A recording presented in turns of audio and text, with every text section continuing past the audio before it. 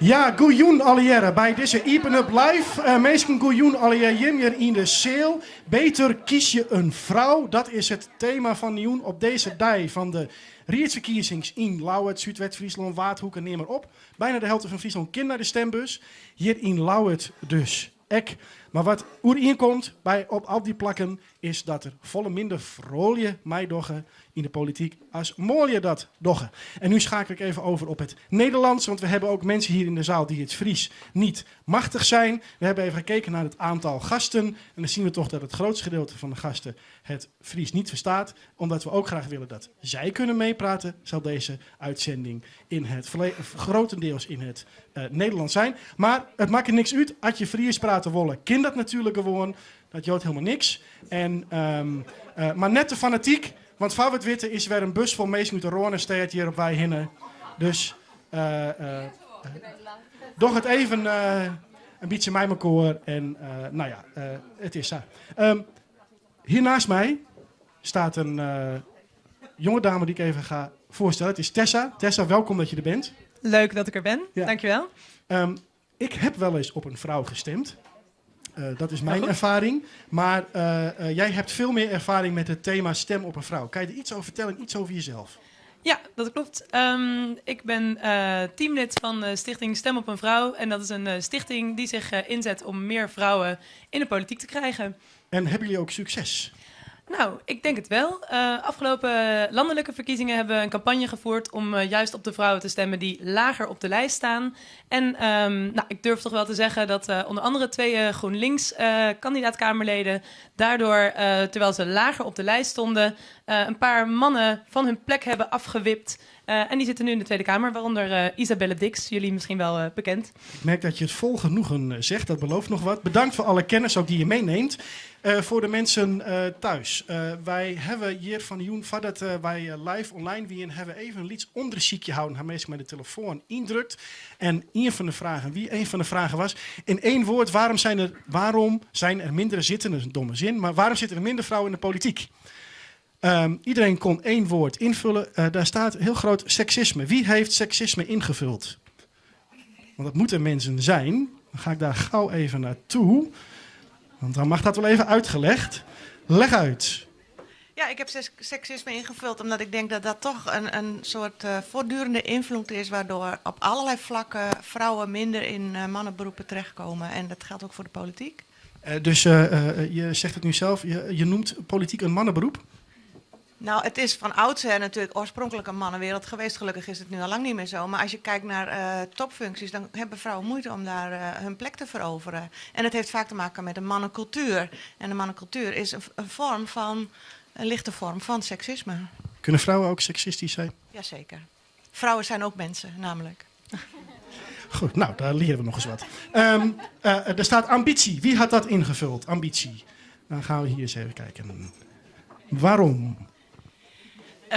Mag het in het Fries of Nederlands? Friesk is prima. Friesk is prima. Nou, ik denk dat gewoon in het algemeen man meer ambitie had dan vrouwen. Ja, er zit eigenlijk net een hele grote gedachte achter. Maar ja, dat is mijn insteek een beetje best. Interessant. En dan kinderen. Waar hier kinderen invult.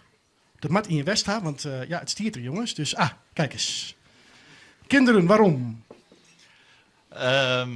Nou, wat je ziet is dat veel vrouwen toch het idee hebben dat doordat ze kinderen hebben of kinderen krijgen, daar wat meer een focus op leggen. Heb je zelf kinderen? Ik heb zelf ook kinderen, ja. Hoe is dat bij jullie thuis? Doe ik iets meer. Wij ons dat goed verdeeld. Ja. Dus en jou... Er mag voor geklapt worden, zeker. Nou, kijk eens aan. Nou, dus thuis blijven krijg je applaus voor. Respect. Is jouw vrouw politiek actief? Nee, die werkt bij de gemeente, dus dat is wat lastig. Ja, dat kan dan niet, hè? Goed. Nou, we gaan eens kijken of dat ook allemaal echt zo is. Dat gaan we onderzoeken met allemaal verschillende gasten die we hebben. Dan moet ik even pielen met de computer. Maar we zijn ook de straat op geweest. En daar hebben we ook even aan mensen zoals jullie, kiezers, gevraagd. Nee, kies. Altijd een man. Ja, ik stem eigenlijk altijd op een vrouw. Als ze tenminste op mijn lijst vrouwen hoog staan. Nee, het is net of degene me aanstaat en goede ideeën hebt. Ja, is een vrouw beter dan een man. Ik vind dat degene die de capaciteit heeft, die moet je stemmen. Ik kijk eigenlijk naar wat ze te zeggen hebben. Of dat nou man of vrouw is, maakt me niet zoveel uit. Ik heb nooit een vrouw gehad waar ik echt helemaal soms zat op de mannen waar ik wel op stemde. Nou, diversiteit vond ik wel belangrijk. Nou, omdat de politiek wel representeerbaar moet zijn voor de bevolking. En in de bevolking zijn er ook veel vrouwen. Dus ja. Ik zeg altijd, als je allemaal tegen de muur gooit, blijven ze allemaal plakken. Want ze willen allemaal wat bereiken, of het nou een mannetje of een vrouwtje is. Ze willen allemaal hun eigen streven doen. En als wij vrouwen nu eens allemaal zouden stemmen op een vrouw, dan zouden ze gewoon veel meer in de politiek komen. Kijk eens aan, dat waren de mensen op straat. En trouwens, ik heb heel onbeschoft van mij, maar ik heb Tessa aangesproken als Tessa, maar het is Tessa Hagen. Kunt u dat gelijk even gaan googlen. Onze eerste gasten willen we graag op het podium verwelkomen. Het zijn vrouwen vers uit de campagne met het campagnesweet. Hier is het trapje. Zal ik even assisteren? Ja, kom binnen. Ga zitten, pak een microfoon. Kom er gezellig bij. Ja, dat lukt. Ja. Kom erbij. Nou, dames, gezellig op de bank. Even heel kort, want we hebben veel te doen. En nou, er kunnen nog kiezers komen. We hebben niet een samenvatting nodig van het hele partijprogramma. Maar even op, hier het rijtje af. Wie zijn jullie en van welke partij? Ik ben Irene van Bremen-Snijder en ik ben van de partij 50PLUS. Kijk eens. Ik ben Celo Boksman en ik ben van lijst 058. En ik ben Lida Velstra en ik ben van de FNP. En ik ben Caroline de Groot van de Partij voor de Dieren. Nou, en als jullie allemaal zo goed in de microfoon praten zoals Lida dat nou krijgt hier, dan kunnen we hem alle verstaan. Lida dat is duidelijk heel goed Genevieve inpraten. Irene, hoe was de campagne? Ja, wel zwaar. Zwaar, vertel. Ja, op een gegeven moment weet je niet meer waar je leeft en waar je bent. Ja, ja. Was je, hoeveel uur per dag? Nou, toch wel iedere avond wel vergaderen. Televisieopnames, campagne voeren, zaterdagen. Gaat maar door. Gaat maar door, ja. En Celo, had jij eerder campagne gevoerd? Nee, nog nooit. Nou, en was het ook wat je ervan had verwacht? Ja.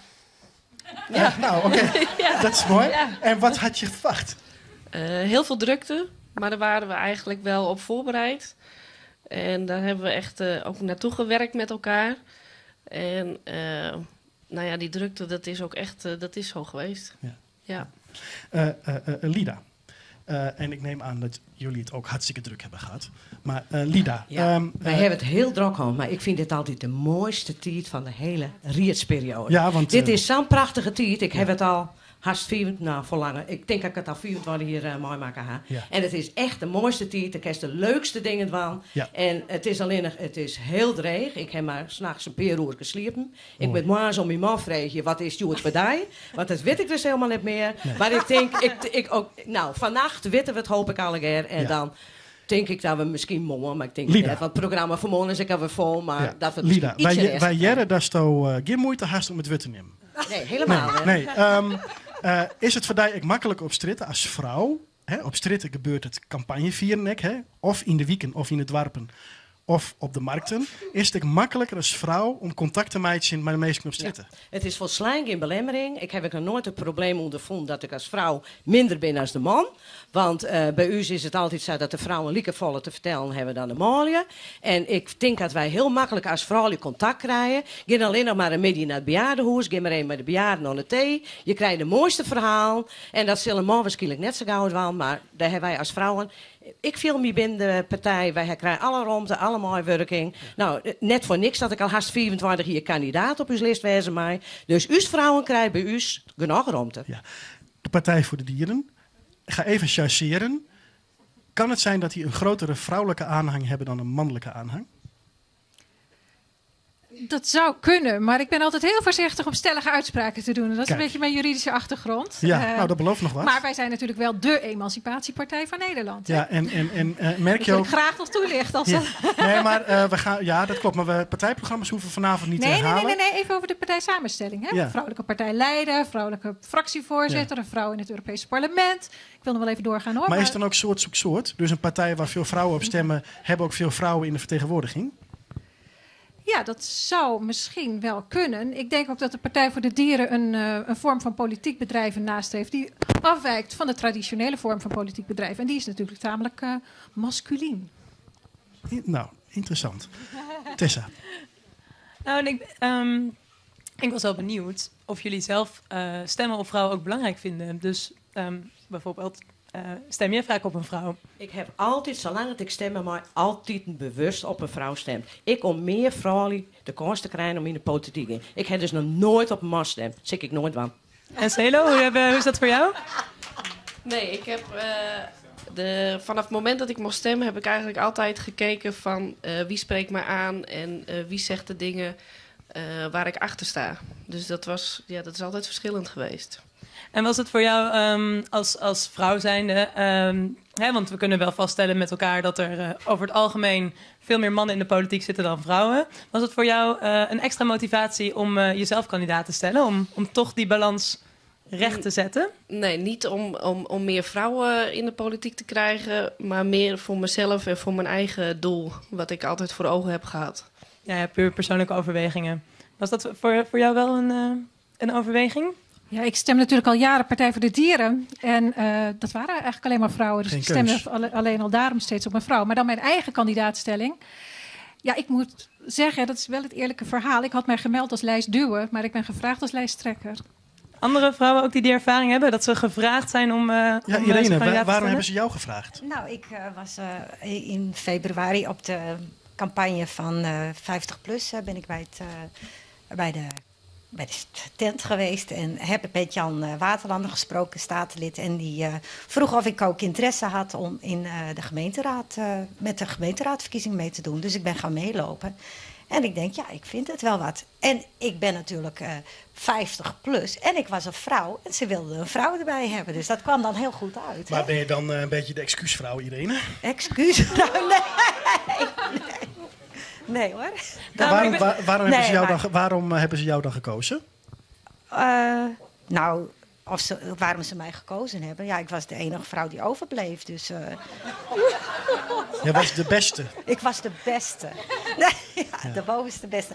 Nee, er waren nog twee, maar die door omstandigheden, door drukte en door andere zaken hebben zij zich teruggetrokken. Maar mag ik wat vragen? Want stel je voor dat je toch besluit om voortijdig uit de gemeenteraad te gaan. Ja. Dan komt er automatisch een man in jouw plaats. Vind je dat niet jammer? Nee, dat vind ik helemaal niet erg. Nee hoor. Nee, voor jou maakt het niet uit? Voor mij maakt het helemaal niet uit. Man of vrouw kunnen allebei net zo goed het verhaal van 50PLUS vertellen. Ja, zeker. Ja. We hebben een goede lijsttrekker. Dus, Oké. En heb je wel het gevoel dat jij wellicht andere accenten zou leggen dan een mannelijke... dan jouw mannelijke potentiële opvolger, hoewel ik natuurlijk gewoon hoop dat je lekker 4 jaar in de raad gaat zitten? Ja, mannen zijn meer praktischer en vrouwen zitten anders. Mannen praktischer? Nee, sorry. Niet praktisch, sorry. Nee. Wat bedoel je wel, Irene? Nee, dat bedoel ik. Ik bedoel niet doelgericht. Die zijn meer, maar vrouwen zijn meer vanuit het gevoel en van... Nou ja, ik weet eigenlijk... Ja, mannen zijn jij vindt mannen rationeler en zakelijker en vrouwen brengen er meer gevoel in. Lina? Klopt. Ja, ik denk dat vrouwen vaak emotioneler beginnen. Je bent vaak emotioneler bij de zaken belutsen. Dat mij eigenlijk net in de politiek. Je mij net emotioneel wees, maar soms heb je toch wel eens bepaalde dingen.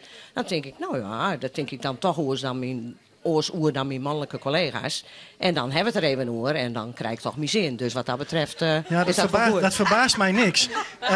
Celo, hoe reageerde jouw omgeving, bijvoorbeeld vriendinnen, dat je zei, ja, ik ga de politiek in? Ja, dat past helemaal bij je. Want? Ja, weet ik niet. Nou, dat hebben ze vast wel uitgelegd. Hè? Dus misschien heb je moeite om jezelf een compliment te geven. Ik ben wel echt een doener en ik wil heel veel dingen aanpakken. En ik wil er voor heel veel mensen zijn. En ik denk dat dat het is. Ja. Partij voor de Dieren, gaan die erin komen? Gaan jullie erin komen? Ja, absoluut. Ja. Een gekke vraag op deze Nou ja, ik was geen benieuwd. Ik ga toch nou niet zeggen, nee, dat denk ik niet. Nou ja, je kan toch gewoon... Dat zou gek zijn, toch? Oké. Nee. Met hoeveel dan? Ja, als ik dat zou weten, zou ik het zeggen. Nee, met zoveel mogelijk is steeds mijn antwoord. Want jullie zijn eventueel nieuw. Celo, jullie zijn eventueel ook nieuw. Met hoeveel gaan jullie erin komen? Zoveel mogelijk. En we hebben er maar 10 op de lijst, dus...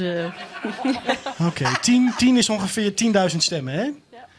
Oké, nou, we wachten het af. Dames, we gaan jullie van harte bedanken. Nog even zijn de stembussen open en dan horen we het vanavond, hoe het is gegaan. Hartelijk dank. Ja. Blijf nog even zitten, want we schakelen over naar de andere kant. Naar mijn collega Marianne. Hoi Marianne. Hoi. Hoi. Wie heb je daar bij je en wat gaat er gebeuren? Wie ik bij me heb? Nou, dat mag je eigenlijk zelf wel even vertellen. Ik ben Lisa Mugge, universitair hoofddocent aan de Universiteit van Amsterdam en directeur van een Amsterdamse onderzoekscentrum voor gender en seksualiteit. Dat moet je toch even uitleggen. Een onderzoekscentrum naar gender. Dus alles wat te maken heeft met sociale verschillen tussen mannen en vrouwen. En seksualiteit. Dus seksuele voorkeur, maar ook hoe er over seksualiteit gedacht wordt in de samenleving, in de politiek. Ja, want in de politiek, je gaat zo meteen een column voorlezen. Kun je daar een klein beetje toelichten wat dat, hoe dat bij je vakgebied past? Ik doe onderzoek naar diversiteit in de politiek en vooral in parlementen in Nederland, Duitsland, Frankrijk. En ik onderzoek wat de barrières zijn voor ondergerepresenteerde groepen. En daar horen dus ook vrouwen bij. Oké, nou dankjewel. Ik geef jou de microfoon en dan succes.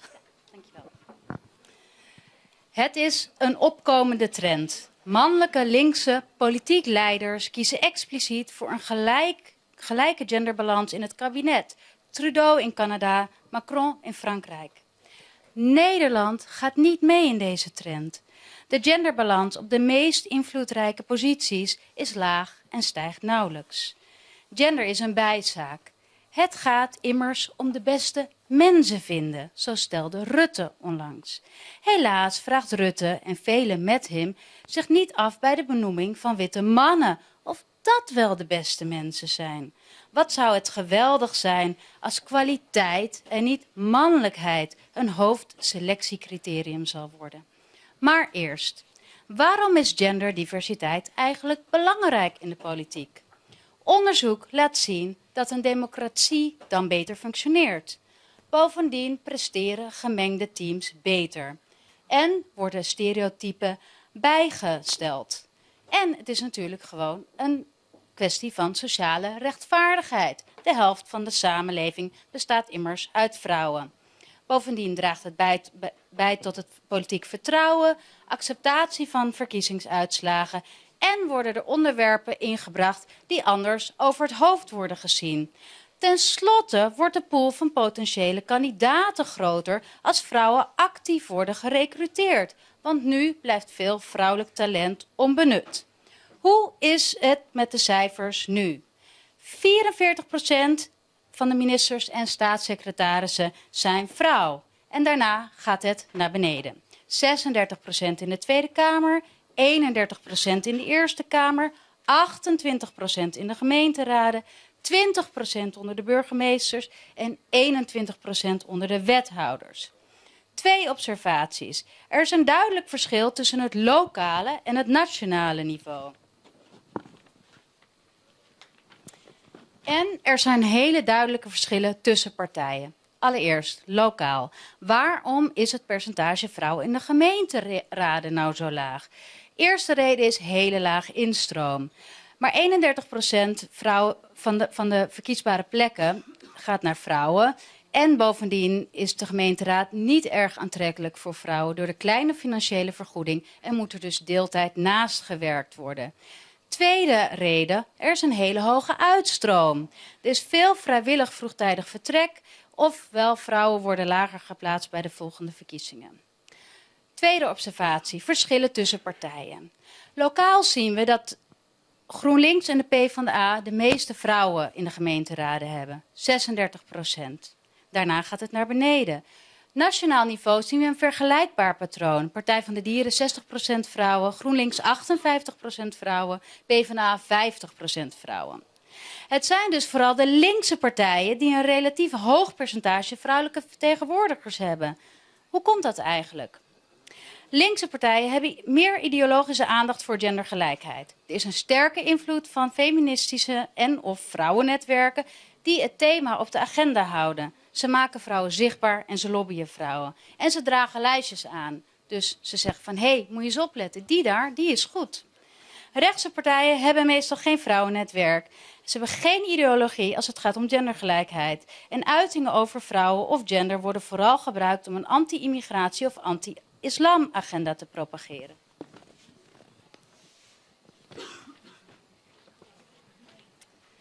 Dus willen we meer vrouwen in de politiek, dan moeten er vooral investeringen gedaan worden op het lokale niveau en bij rechtse en conservatieve partijen.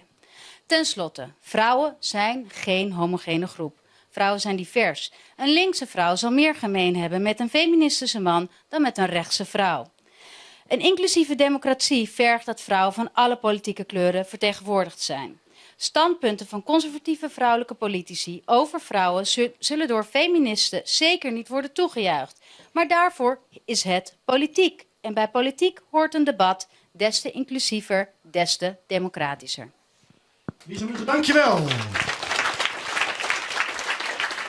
Interessante cijfers en interessante aansporing. Daar gaan we het straks vast nog over hebben. In de aankondiging hebben jullie vast allemaal gezien dat Meinde Talma er zou zijn. Als u speciaal van Meinde Talma bent gekomen, hier is hij. Nee, dat is hem toch niet. Sorry. Ik ben zijn broer ook niet.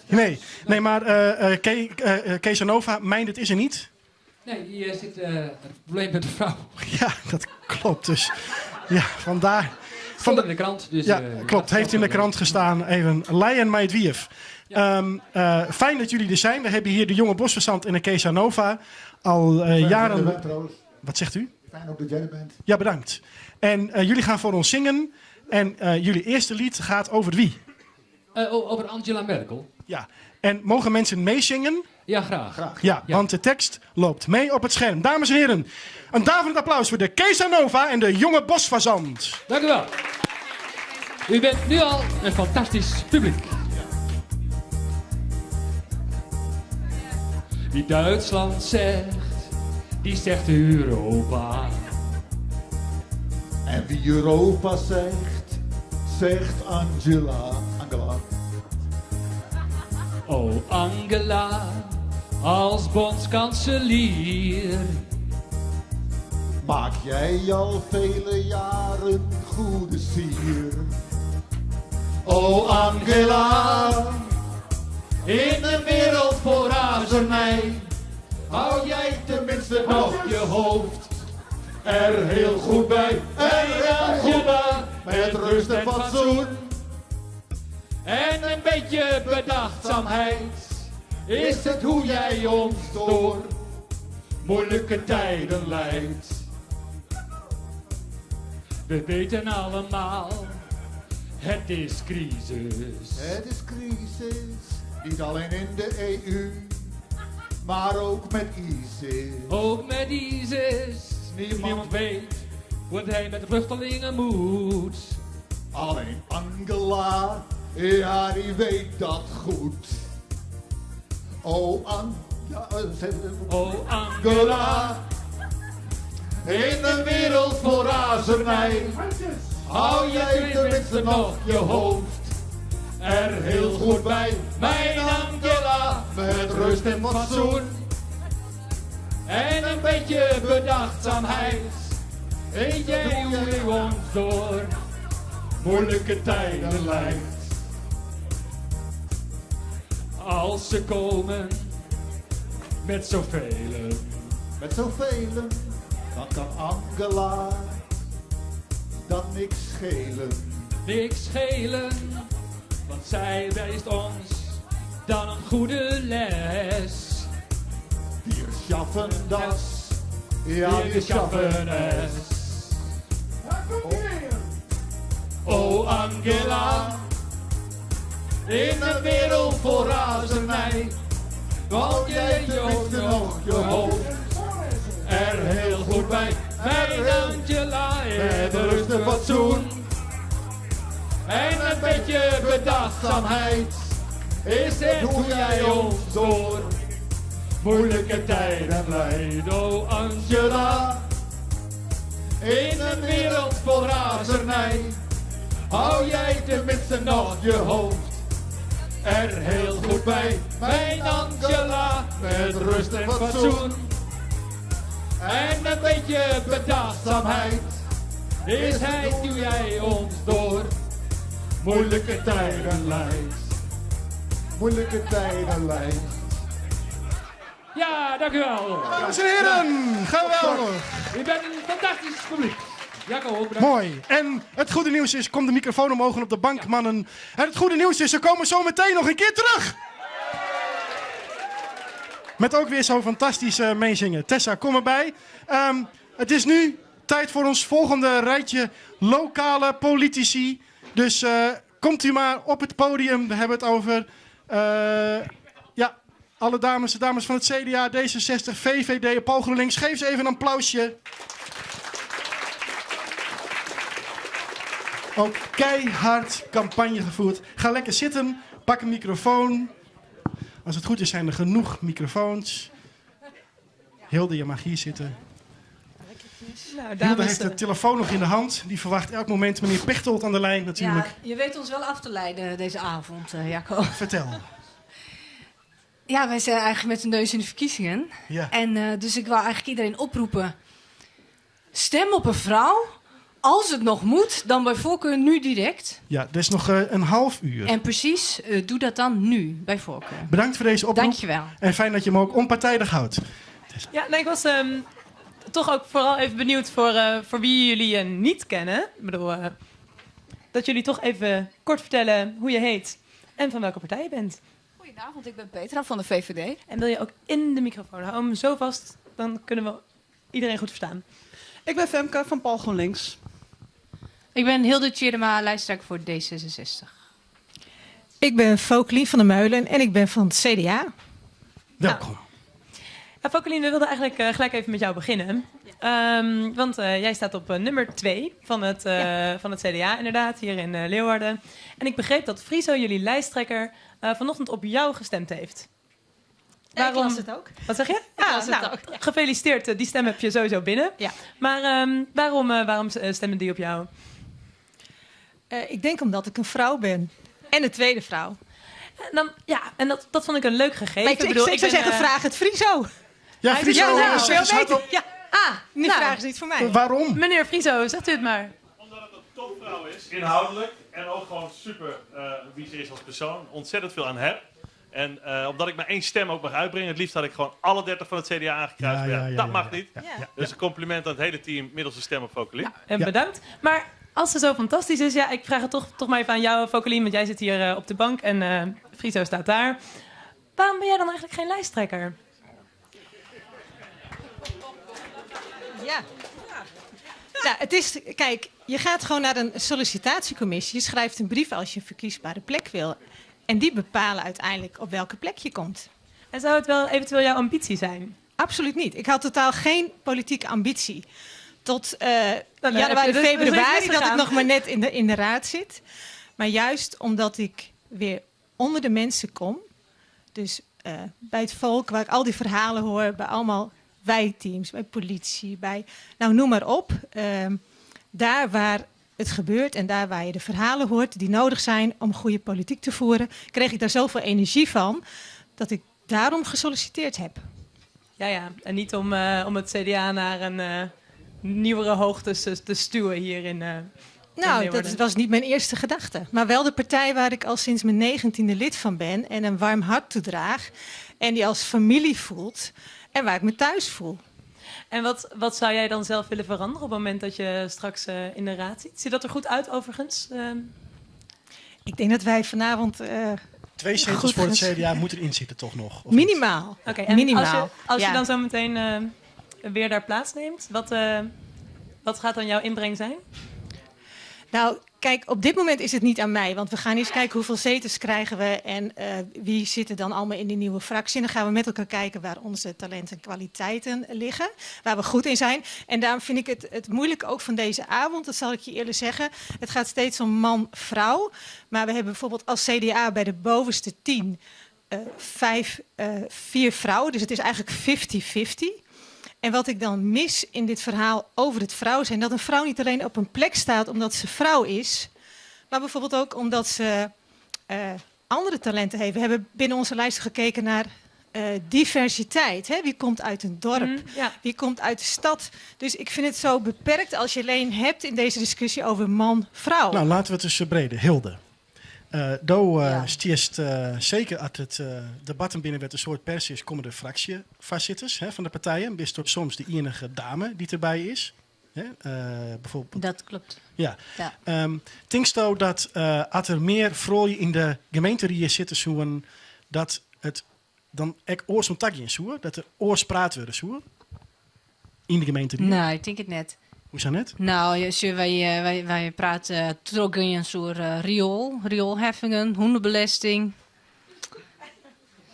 zebrapaden. En die binnen het heel gendergevoelig, zeg maar, hè? Dus ja. Nee, maar het gaat dus, het is net de onderwerp, het gaat op de manier waarop. Zo de manier waarop de politiek functioneert oorswezen en zo het beleid oorswezen. Ik ook hier het nevens die om hele simpele dingen. Zo het toch oorswezen dat er meer vrouwen in de politiek zitten zoen. Ik weet het echt niet. En het is mij... Ik denk dat we net meer om jelve zo'n vergadering doen. We hebben bijvoorbeeld een presidium. Het presidium is het draak van alle vergaderingen, want dat is het fractievoorzittersoverleg. Ja. En dat is wel eens... En er is nog een agendacommissie. Nou, dat is nog een obscure subcommissie. En die begint om jelve zo'n. Nou ja, dat is geen tijd voor jonge ouders. Mannen vooral. Dus dat is gewoon geen tijd. En ik denk dat als er alleen maar vrouwen in de fractievoorzitters zou wezen, dat we dan nooit om jelve zo'n beginnen, maar lekker om 8 uur thuis padden en dan maar op deze vergaderen manier, als een tijger. Als die vergadering dan op dat tijdstip gepland is en je denkt misschien als vrouw, goh, lijkt me wel wat gemeenteraadslid worden, dan zou dit misschien wel een reden kunnen zijn om je dan, af te schrikken. Nou nee, dan moet je gewoon kiezen en dan moet jij je aanpassen en niet de politiek. Dat denk ik, ja. Ja, ik ben nog steeds een beetje van mijn padje over wat ik hier allemaal zo net heb gehoord, eerlijk gezegd. Want het idee dat je als vrouw iets zinnigs te zeggen hebt over de man-vrouw verhouding in de raad, dat snap ik niet helemaal. Omdat, ik heb dat onderscheid nooit zo gezien. Gaan we een stoeltje verder. Femke, denk jij dat het wel verschil maakt van de samenstelling in wat er gebeurt in de raad als er meer vrouwen er zouden zijn dan nu? Nou, ik weet niet hoe het nu gaat. Ik ben helemaal nieuw in de politiek. Maar ik weet wel, dat een gezelschap uit mannen en vrouwen bestaat, is de sfeer anders dan dat het gezelschap uit mannen bestaat met 2 vrouwen. Ik denk absoluut dat er een andere energie is die veel vrouwen met zich meedragen. En ik denk ook dat daardoor bepaalde dingen anders zouden worden. Heb je een praktisch voorbeeld? Nou ja, als zo'n presidium om 6:30 begint en ik denk, ja, dat is voor mij niet te doen. Ja, dan ga ik vragen, waarom kan dat niet om 7:30 of 8:00? Was het nog betere tijd?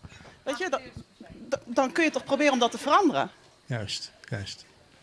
En hoe zie jij dat, Petra? Ja, ik denk dat op zich Femke gelijk heeft dat meer vrouwen in de raad, dat het best een andere sfeer kan geven. Alleen ik vind het aan de andere kant ook wel erg generaliserend. Je zou kunnen zeggen, vrouwen die zijn misschien wat empathischer. Alleen ik ken ook hele niet-empathische vrouwen. Dus mij is zo'n discussie veel Noem te... eens iemand. Nou, dat wou ik niet doen. Nee, die slaan we over. Ja. Maar jij bent, begreep ik, hè, de enige vrouw in de top 10 van de VVD? Nee, dat klopt niet. Er staat op 10 ook nog een hele capabele vrouw. Nou, mijn excuses. Dus, en ik sta inderdaad op 3 als hoogste vrouw. En hebben jullie daar gesprekken over gehad? Of dacht je, nou, prima lijst, goede mensen. Ik heb hier helemaal geen problemen mee. Ik heb me aangemeld en bij het zien van de uiteindelijke lijst viel het me wel wat tegen dat er wat weinig vrouwen op stonden. Aan de andere kant van als ze wel benaderd zijn en ze zijn gewoon niet bereid en ze melden zich ook niet, dan het gaat uiteindelijk ook om de kwaliteit. En volgens mij hebben we een mooie lijst zo met z'n allen. Ik zie jou nog steeds heel bedenkelijk kijken.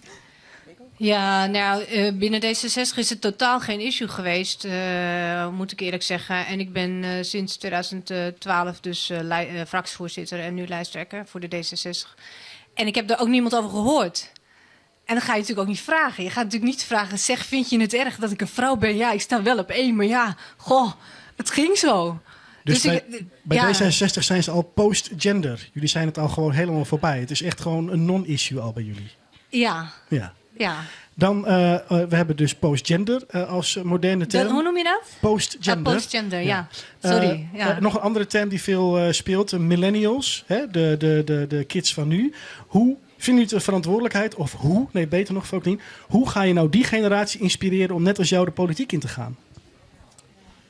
Ik moet zeggen, dat vind ik wel een punt. Misschien nog belangrijker dan de man-vrouw discussie vanavond, of de vrouw in de politiek. En je merkt dat er bij jongeren best wel afstand is tot de politiek, ook al heb je het er wel over. Dus ik zou er heel erg voor zijn om, met scholen gebeurt nu ook al hoor, en samenwerking met de gemeente, om goede voorlichting te geven, ook dingen te doen, politieke Ja, maar dingen. jijzelf, gewoon jijzelf. Je zegt nu, er kunnen allerlei voorlichtingscampagnes, er kunnen jongeren benaderen. Wat kan jij daar zelf aan doen?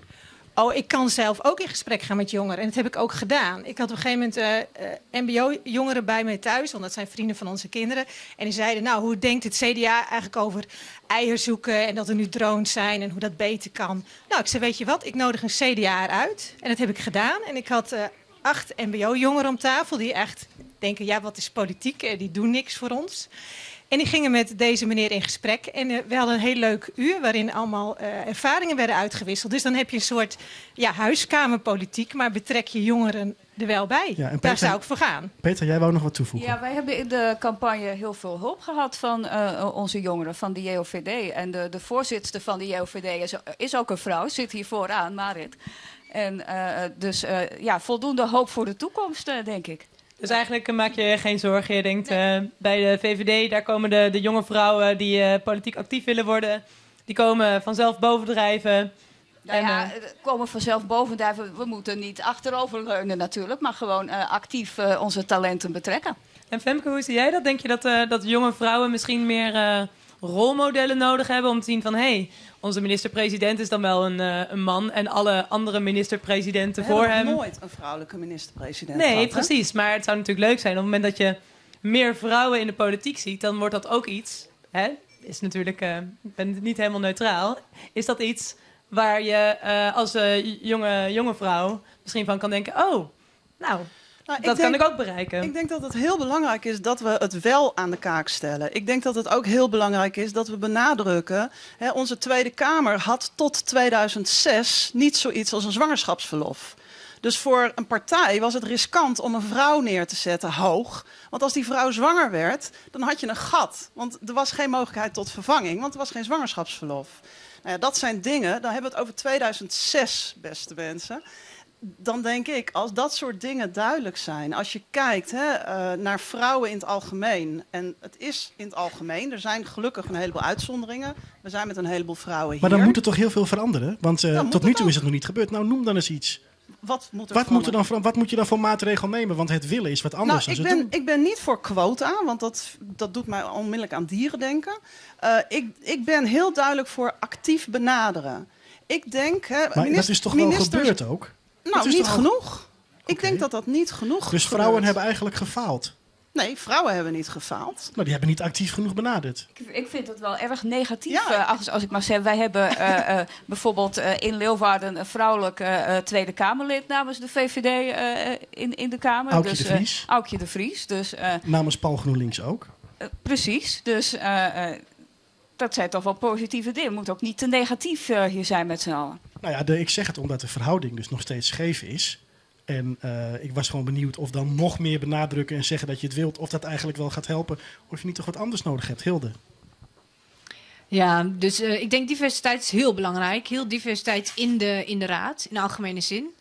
En wat je vaak ziet is dat veel dezelfde mensen in de gemeenteraad komen. Dus het zijn vaak gepensioneerde... een groot deel van onze raad is op leeftijd. Irene kijkt nu heel beetje boos, hoor. En ook wel...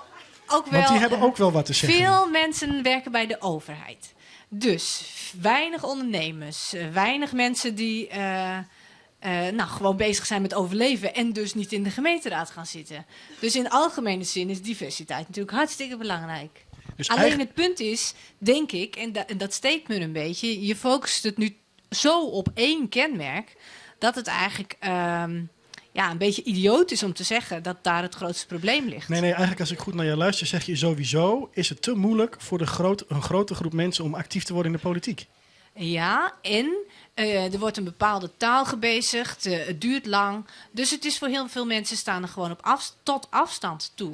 Dus eigenlijk dat vind ik een groot probleem. Dus eigenlijk zou je willen oproepen, eigenlijk aan alle politieke partijen misschien wel een oproep. Jongens, benader eens wat vaker mensen die je in eerste instantie niet geschikt zou vinden, of die je misschien niet in eerste instantie aan zou denken, om politiek actief te worden, want een diverse raad, daar worden we allemaal beter van. Ja, natuurlijk. En ook wel, schrik dan niet dat diegene eens een keer wat minder politiek correct taal bezig dan dat we met z'n allen doorgaans doen op die maandagavond. Mooi, dan zeg ik even heel politiek incorrect. We zijn klaar. Klaar. Bedankt. Mooi, We gaan hartstikke verder. best. Een groot applaus voor deze dames van de grotere partijen. Tenminste, nu nog. Leg de microfoon maar gewoon op tafel. We hadden het beloofd. Ze komen nog een keer terug. Hier zijn ze. De Kesa Nova en de Jonge Bosfazant. En waar we net nog de Polonaise liepen, heren. Het is nu een beetje meer een smartlap. Ik ga even naar de Jonge Bosfazant toe. Het is nu een beetje meer een smartlap, hè? Ja, echt een smartlap is het ook denk ik weer niet. Hoe zou je het omschrijven? Een chanson? Het is typisch Mijn Talma nummer. Een typisch Mijn Talma nummer. Maar je hebt wel gelijk, het zit ook over het begin jaren 80, eind jaren 80. Het is een beetje een grauw nummer. Ja. Het is een grauw nummer. Beetje. Dames en heren, uw aandacht ervoor. We hebben ze Mijn Talma gevraagd. Hij is er niet om het uit te voeren. Een speciaal lied te schrijven. Ja. Over Wil Schuurman. Wie kent Wil Schuurman nog? Wie zegt die naam iets? Annabel, zeg eens.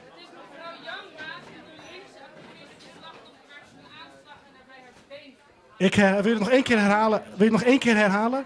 Dat is mevrouw Janmaat die door een aanslag van linkse activisten haar been verloor bij de aanslag in Kedichem. Juist, dat klopt. Wil Schuurman, ook een vrouw in de politiek. Ik ga het nummer instarten. Graag uw aandacht voor onze charmezangers. De regering is niet van plan het land gezond te maken. En dat kan ook niet. Als de grenzen wijd open blijven staan en duizenden werklozen ons land blijven binnenstromen. Die mensen brengen grote kosten met zich mee. Zij moeten worden gehuisvest, onderwezen en te werk gesteld. De Nederlandse bevolking kan of moet daarvoor betalen. Het gevoerde beleid heeft het land straatarm gemaakt, zegt Lubbers zelf. Logisch dat de CD daar kritiek op heeft. Ook al bevalt dat de andere partijen niet. De CD wijst al jaren op toenemende spanningen in onze samenleving. Zo kunnen mogelijk spanningen of conflicten ontstaan met vooral de aanhang van de fundamentalistische islamieten. Eind jaren 80, begin jaren 90 kwam er vreemdelingenhaat en dokter Anders Jan Maat. In de Tweede Kamer was nooit iemand eenzamer. Wat hij zei was taboe, maar nu voor veel mensen een waarheid als een koe. Dat is de tijdgeest, een onvoorspelbaar beest. Want wat toen niet kon, is nu behoorlijk bonton. Wil Schuurman kreeg een baan als Janmaats secretaresse. Er was ook duidelijk sprake van intermenselijke interesse. Janmaats vreemdelingenhaat, daarin zag Wil Schuurman geen kwaad. CP en CD waren een politieke minderheid. Voor extreem rechts was het nog niet de tijd. Dat is de tijdgeest, een onvoorspelbaar beest. Want wat toen niet kon, is nu behoorlijk bonton. Dat is de tijdgeest, een onvoorspelbaar beest. Want wat toen niet kon, is nu behoorlijk bonton. In een hotel aan de Lingen gebeurden toen vreselijke dingen. Er verscheen een moreel superieuren. De politie die liet het allemaal gebeuren. Een fosforbom kwam eraan. Wil Schuurman sprong uit het raam. Zij landde helemaal verkeerd. Haar rechterbeen moest geamputeerd. Hadden ze meer gelijk gekregen, want dan was dat been misschien gebleven. Want het nationalistisch gedachtegoed doet het nu behoorlijk goed. Dat is de tijdgeest, een onvoorspelbaar beest. Want wat toen niet kon, is nu behoorlijk bonton. Yeah. Dat is de tijdgeest. Nederland is voor de Nederlanders. Een onvoorspelbaar beest. Van deze cultuur. Dan Want kan geen wat Kamer toen en niet geen kon, parlementaire meerderheid is en het geen nu grondwet behoorlijk dat verbieden. bonton.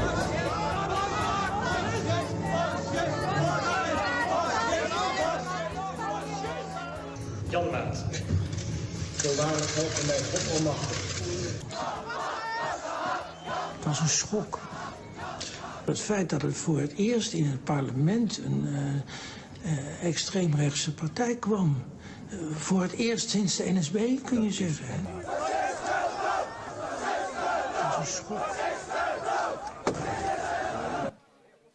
Dames en heren, de jonge Bossersand en de Kesa Nova. En als u nog niet genoeg van ze hebt, morgenavond hebben ze hier een 2 of 3 uur lange voorstelling met nog meer van dit soort opwekkende liederen. Dank u wel. Tessa, kom alsjeblieft weer hier met onze gasten voor het volgende gesprek. Dat zijn Dave Ensberg, Mirka Toeperic en Annabel Nanninga. Geef ze een applaus. Neem lekker plaats. Ja, lukt dat? Nou, ga lekker zitten. Hier is een microfoon. Nou, er kan nog iemand midden en nog iemand op die bank. Kijk, Dave mag in het... Ja, we hebben hier plek zat. Welkom allemaal. Nou, obviously is dit gesprek in het Nederlands. Dat gaan we doen. En Welke Surinaams, Jacco? Fawaka. Fawaka. Kan me voorstellen in Amsterdam. Ja.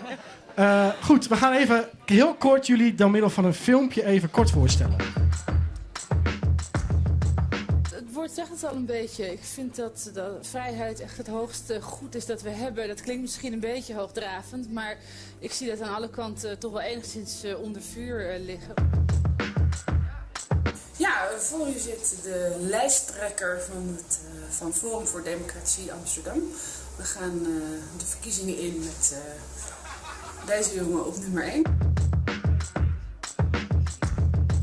Ik werk bij Stichting Bijzonderwijs.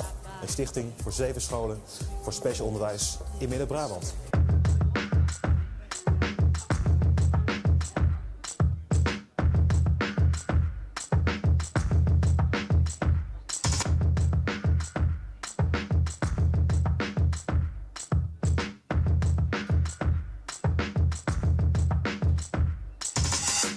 Ja, welkom allemaal. Kijk eens. Mirka, eerst even met jou beginnen. Laatste campagnedag gehad. Hoe ging de campagne? Prima. Ja. Dat is goed te horen. Positief. Ja, eventjes. Er stond directeur bij Toomba. Kan je even heel kort voor de mensen uitleggen, even in 1 zin, die het niet weten wat het is? Toomba is het kenniscentrum voor discriminatie en diversiteit. Kijk eens aan. Dave, jij hebt een boek beschreven, dat heb ik hier. Bezielde beschaving. Het is duidelijk dat het jouw boek is, want jij staat er voorop.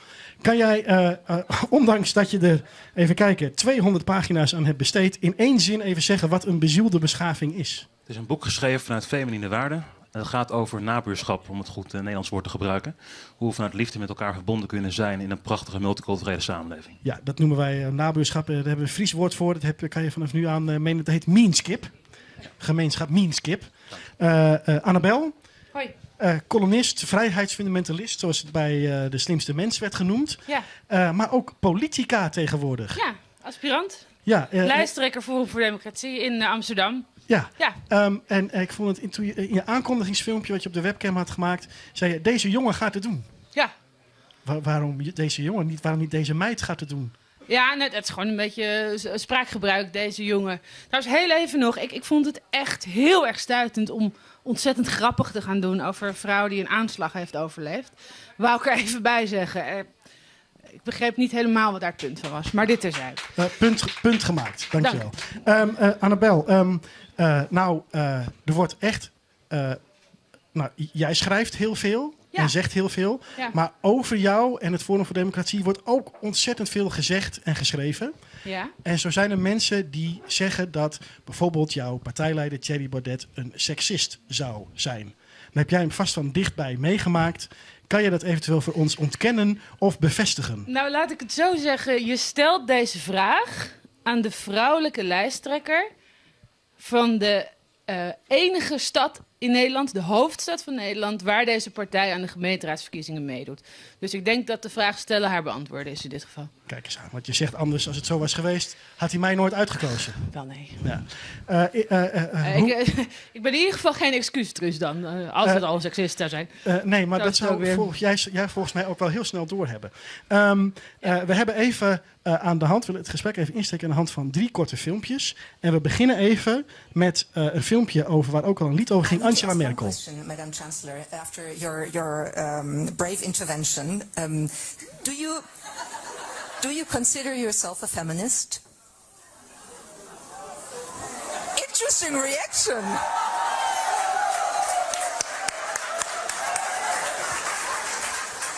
Ehrlich gesagt, möchte ich... Also, die Geschichte des Feminismus ist eine, bei der gibt es Gemeinsamkeiten mit mir und es gibt auch solche, wo ich sagen würde, da gibt es Unterschiede. Und ich möchte mich auch nicht mit einem Titel schmücken, den ich gar nicht habe. Denn ich sag mal, Alice Schwarzer oder so, die haben ganz schwere Kämpfe gekämpft. Und jetzt komme ich und setze mich auf die Erfolge und sage, ich bin jetzt eine Feministin, das ist aber toll. Also, insofern, ich habe keine Angst, wenn Sie finden, dass ich eine bin, stimmen Sie ab, okay. Aber ich möchte mich nicht mit der Feder schmücken.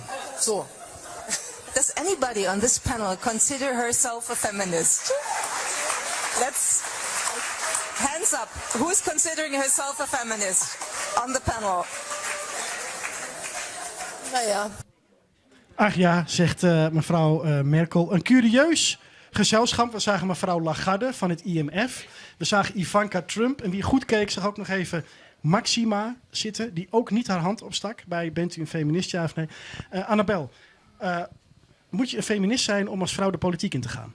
Wel nee. Waarom in godsnaam? Ik vind dat als vrouw de politiek ingaan, vind ik überhaupt merkwaardig. Je gaat de politiek in. En als we het de hele tijd gaan zitten hebben over gelijkwaardigheid en gelijkheid, en vervolgens gaan we hier de hele avond zitten groepshuilen over de specifieke achterstelling en rol en diversiteit van vrouwen in de politiek. Ik begrijp dat niet zo. Volgens mij nemen politieke partijen leden aan, ongeacht hun seksen. En kun je hard gaan werken voor een afdeling of voor een regio of voor een gemeente. En is er geen geheim, gemeen complot van het patriarchaat om vrouwen eruit te houden. Ik denk dat dat gewoon heel erg een kwestie van doen is en niet zo piepen. Zou je jezelf feminist noemen? Nou, gezien de huidige generatie feministen, wat zich tegenwoordig feminist noemt, daar wil ik absoluut niet bij horen. Maar heb je het echt over de schouders van giganten waar wij op staan, de Aletta Jacobsen en dergelijke. In Duitsland Alice Schwarzer, waar mevrouw Merkel naar geweest. Dresselhuis ook nog zeker wel, hoort daarbij. Tot dan ongeveer wel, maar alles wat daarna komt niet. Dus je bent meer oldschool feminist? Ik noem het graag een echte feminist. En mag ik dan nog heel even één extra vraag stellen? Wat is dan voor jou het verschil tussen de feministen van toen en de feministen van nu? Nou, heel kort gezegd, die waren toch iets meer van het slag niet lullen maar poetsen. En die hadden ook echt wat reëlere problemen.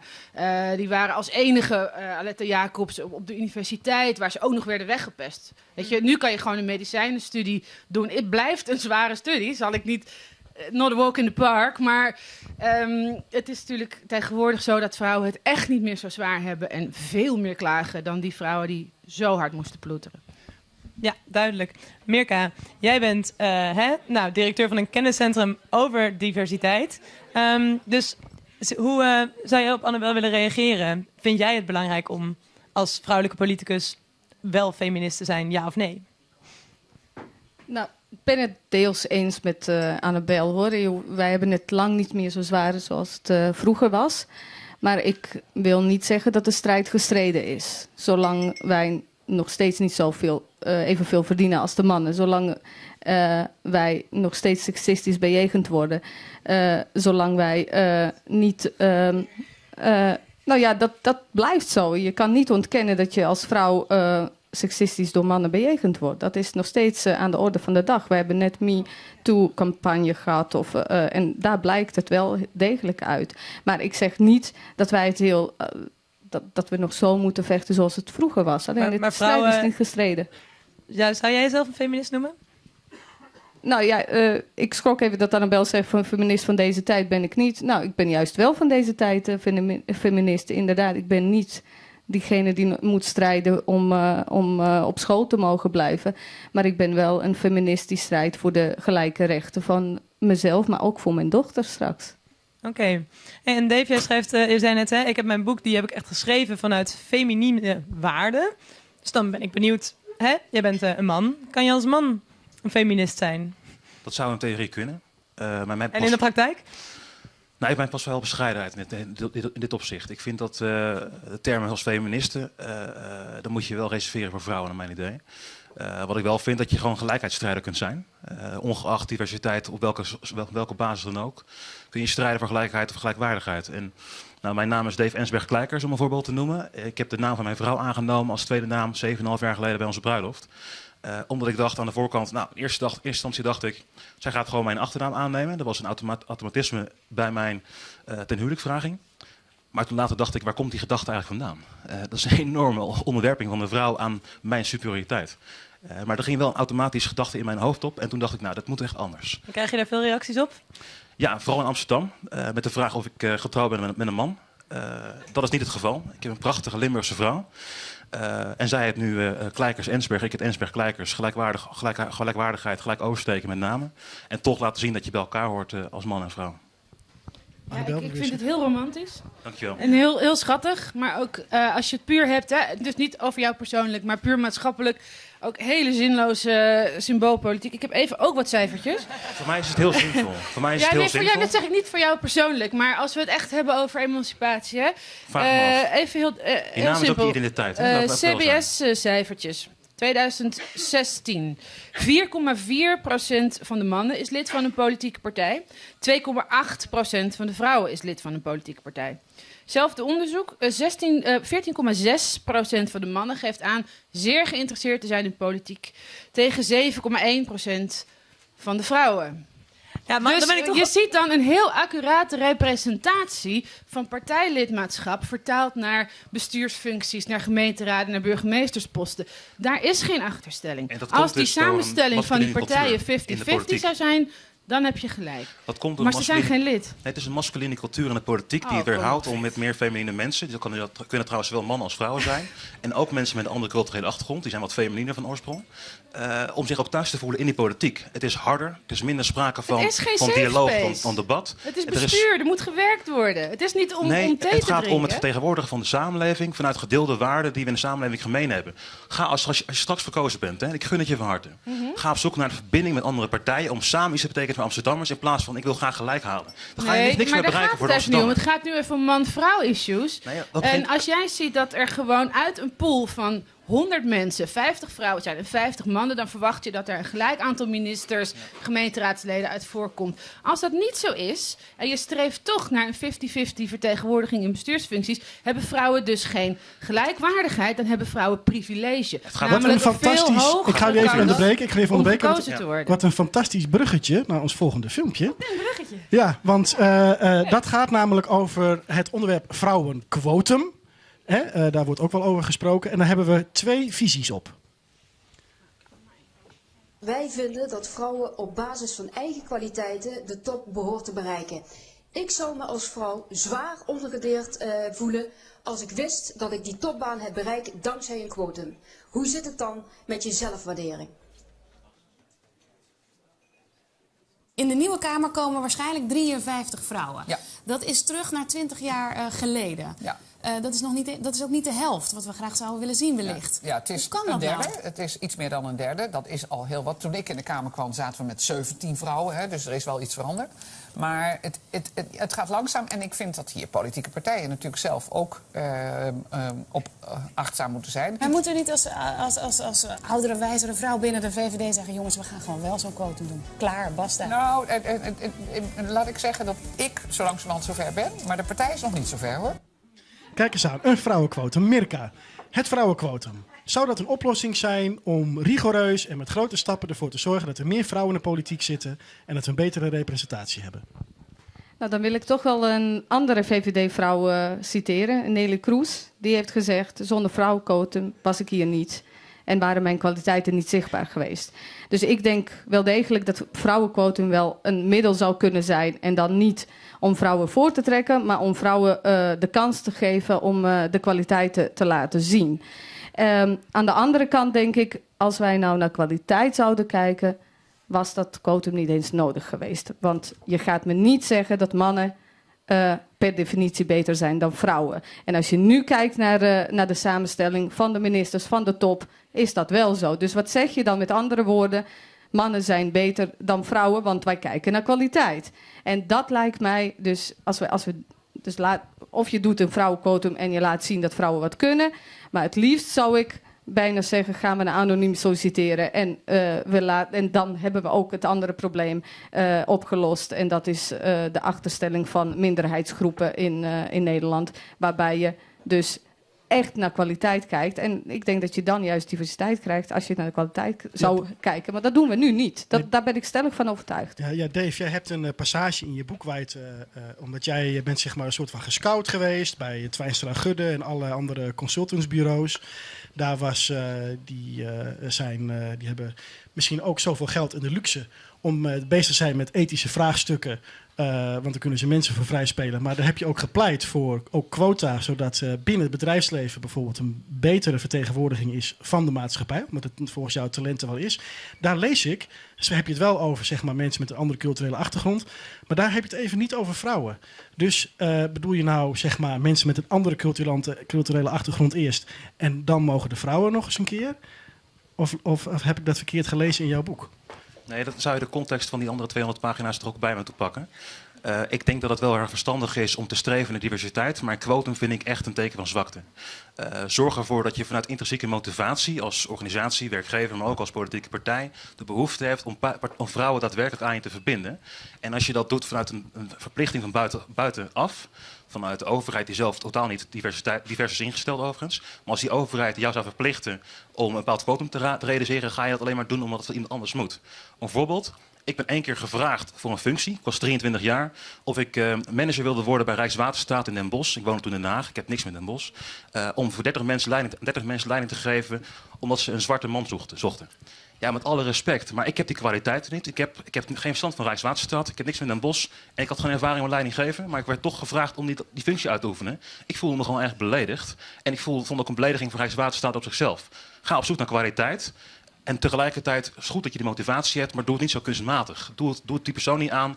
Ga geen zwarte vrouwen zoeken. Ja, en ik kan je zeggen, in Friesland wordt vast begrepen dat een quotum tot perverse dingen kan leiden. En dan hebben we het hier niet over mannen of vrouwen, maar hebben we het hier over melk en wat er allemaal gebeurt. Dus we gaan even door, want ik denk dat ik wel weet hoe jij over een vrouwenquotum denkt. We gaan even door naar het onderwerp macht, want we hebben het gehad over campagne voeren. We hebben het gehad over hoe gaat het dan als vrouwen aan de knoppen zitten in bestuur. Maar één onderdeel van politiek is natuurlijk ook macht. En ooit, nu hebben Angela Merkel gehad, maar ooit was er een vrouw die nog machtiger was in de wereld en dat was Margaret Thatcher.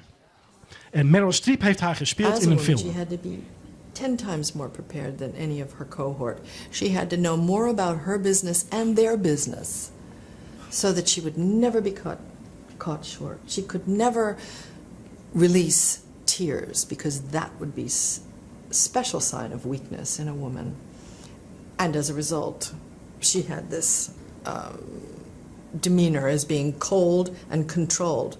I didn't agree with her politics at the time that she was elected, but I remember being very, very secretly thrilled that a woman had been elected leader.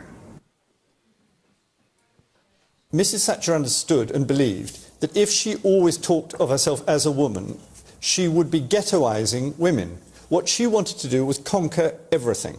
So she did not want, she kept saying all the time, in her early years as an MP, I want to be Chancellor of the Exchequer. She didn't want to do the things which are always associated with women.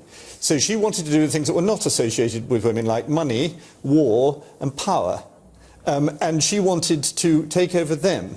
Because only when those had been taken over would women really be equal or even more than equal. Kijk eens aan. Annabel, ben je het hiermee eens? Denk je dat vrouwen in de politiek zich als mannen moeten gedragen om succesvol te zijn? Nee, kijk, wat hij zegt is heel belangrijk, hè? Of over Thatcher dus. Thatcher was helemaal niet een man en gedroeg zich ook niet als een man en kleedde zich ook niet als een man. Het was alleen ook iemand die niet als een kerend, hulpeloos popje van haar vrouwelijke charmes gebruik maakte. Daar waren mensen toen erg van in de war. En vooral ook progressieve feministen waren in de war, omdat er natuurlijk eindelijk eens een keer de vrouw de baas van het hele zooitje was. Maar wel een van een heel voor hun vervelende politieke kleur. Dat was nou ook weer niet de bedoeling. En je ziet ook dat als vrouwen dit soort onderwerpen naar zich toe trekken, dat je dan ook bijvoorbeeld deze avond heet beter stem je een vrouw. Het is natuurlijk volkomen bezopen. Je stemt op degene die je goed vindt. En ook dat vrouwen op een vrouw zouden moeten stemmen. Ik weet niet, maar ik stem niet met mijn onderbroek. Of wat daarin zit. Ik stem met mijn hersenen. En wat Thatcher uitdraagt is helemaal niet je als een man gedragen. Het is je gewoon als een harde, steengoede, altijd voorbereide politicus gedragen. En die vrouw ging niet om 5 uur naar huis, naar de kindertjes, omdat de crash dichtging. Dat zijn keuzes. En die moet je maken om aan die top te komen. Dat ben ik helemaal met je eens. Aan de andere kant hebben we natuurlijk wel vaak gezien dat op het moment dat zeker vrouwen bijvoorbeeld emotie tonen, hè, iets wat Thatcher dus niet deed, Meryl Streep die legde dat ook uit, dat ze vaker als kwetsbaar worden gezien of ze zijn hysterisch.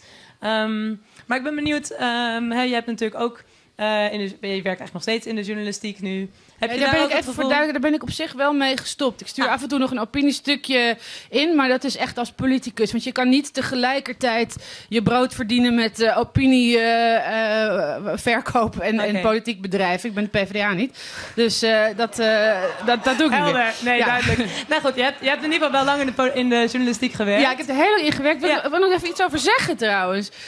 Dat valt mij op. Ik heb heel lang in de journalistiek gewerkt, zowel zelf als redactie, maar ook dat redacties mij belden voor praatprogramma's, debatjes zoals dit. Wat ik altijd te horen kreeg van die producenten, van die redacteuren. We kunnen geen vrouw krijgen. We kunnen geen vrouw. We hebben iedereen gebeld. En als ik dan niet kon of zo.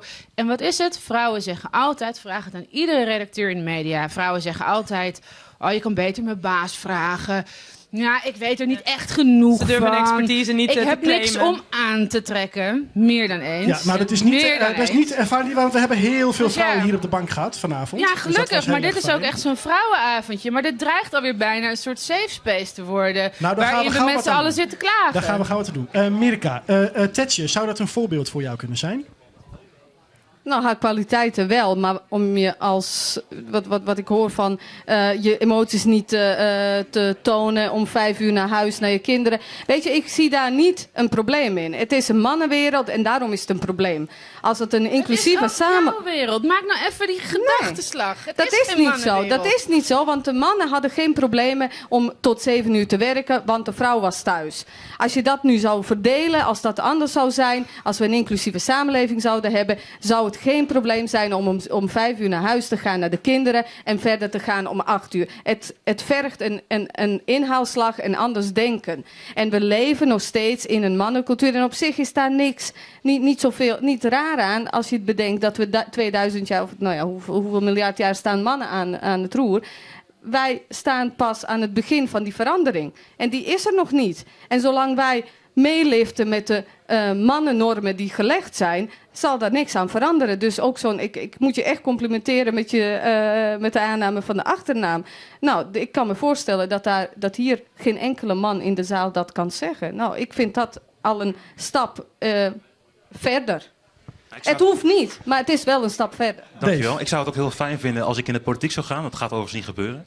Maar als ik dat zou doen, om dan wel af en toe om 4 uur gewoon mijn kinderen op te kunnen halen. Als ik kinderen zou hebben.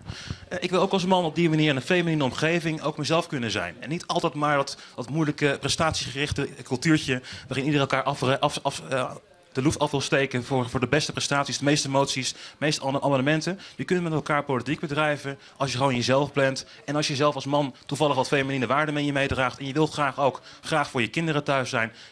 Neem dan ook gewoon de ruimte. En ik vind het gek dat Thatcher wordt geïdealiseerd op deze manier. Alsof het goed normaal zou zijn dat je alleen maar als vrouw zo masculin zou moeten zijn. Dat is een scanning van wie je zelf bent als je die waarden... Wellicht was het meer een observatie van de biograaf en de actrice die haar speelde, als dat het een kwalificatie was.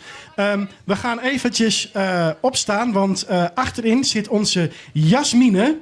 En Jasmine heeft, wat u thuis allemaal achter de telefoon, tablet en laptop heeft gedaan, gekeken wat de reacties op Facebook waren zo vanavond. Jasmine, vertel ons eens. Wat werd er zo al gezegd en wat viel je op? Nou, wat er vooral gezegd werd is dat veel mensen in de reacties op vrouwen hebben gestemd. Er zijn mensen die zeggen altijd op vrouwen zelfs te stemmen. De sfeer zat er lekker in, onder andere. Er zijn mensen die hebben gezegd dat het vrouwenquota bijvoorbeeld ook voor beroepen als loodgieter, stratenmaker en zo zouden moeten gelden. Ja, er is ook een vraag. Ik weet niet of daar nog tijd voor is. Eén korte vraag moet kunnen. Eén korte vraag. Dat was een vraag van Mathies Nijhoff. Wat vinden jullie van de 50-50 verdeling in het kabinet? Nou, dus deze ga ik eventjes heel kort even. Zou die 50-50 verdeling in het kabinet moeten komen? Mag je in 1 zin zeggen waarom ja of nee? Nee, tenzij het echt gewoon zo uitkomt dat de beste mensen voor de beste plaatsen zijn. Maar niet als norm. Ja. Dave? Ja, er is kwaliteit genoeg. Kijk maar naar Halbe Zijlstra, dat is het omgekeerde voorbeeld. Ja. Mirka? Nou, ik sluit me hierbij aan. Ja, hartstikke goed. Hartelijk bedankt. We kunnen nog uren hiermee vullen. Maar de stembussen zijn gesloten. Het lot is bezegeld. Hier zitten allemaal zenuwachtige politici, aspirant-politici, die willen weten natuurlijk hoeveel stemmen men heeft gekregen. Hartelijk bedankt allemaal voor jullie komst. Tegen dat Jim de Wien. Bedankt Jim Tuschek op een stream. Over een maand zijn we er weer rond de kersttijd. Kom dan allemaal weer. En in de grote zaal hiernaast begint de verkiezingsavond van de gemeente. Met alle uitslagen. Maar jullie mogen niet weg voordat jullie onze hoofdgasten, sommigen kwamen van ver, een applaus hebben gegeven. Annabel Manninga, Dave Ensweg en Mirka hier uit de omgeving.